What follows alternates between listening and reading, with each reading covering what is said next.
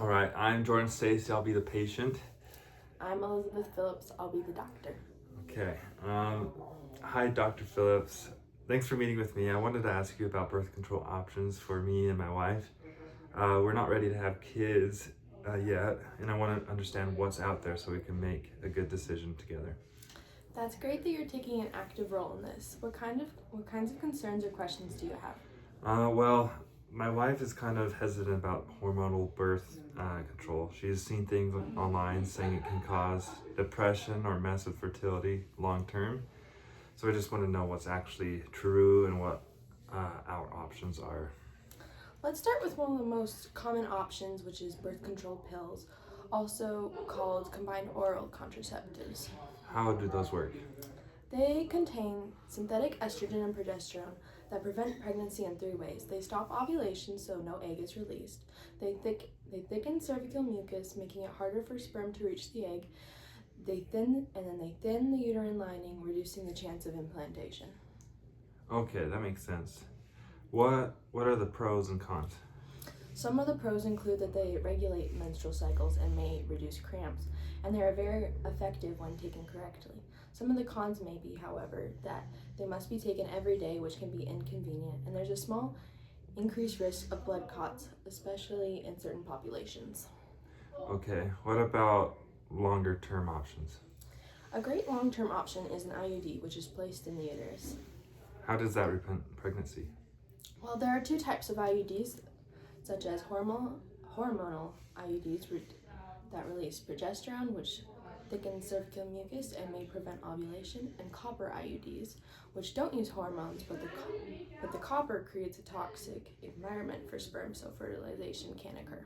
Okay, what are the pros and cons for those?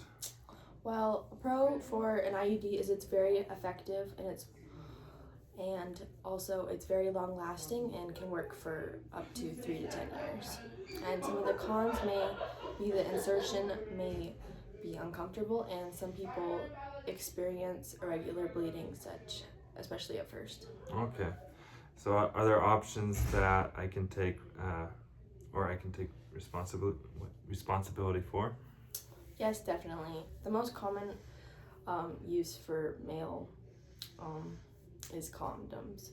How do they work? They act as a physical barrier preventing sperm from entering the uterus. They also are the only method that protects against sexually transmitted infections. Okay, so pros and cons? Some pros may be that there's no hormones involved and it protects against STIs. And some cons may be that they must be used consistently and correctly, or they will be less effective. And they're probably less effective than long-term methods. And then what's something more permanent? Something more permanent may include a vasectomy, which is a surgical option, and it works by cutting or sealing the vas deferens so sperm is no longer present in semen. Okay. Some pros may be that it's highly effective and it's permanent, but some cons may be that it's a medical procedure and it might be a lot of money, and it's not easily reversible.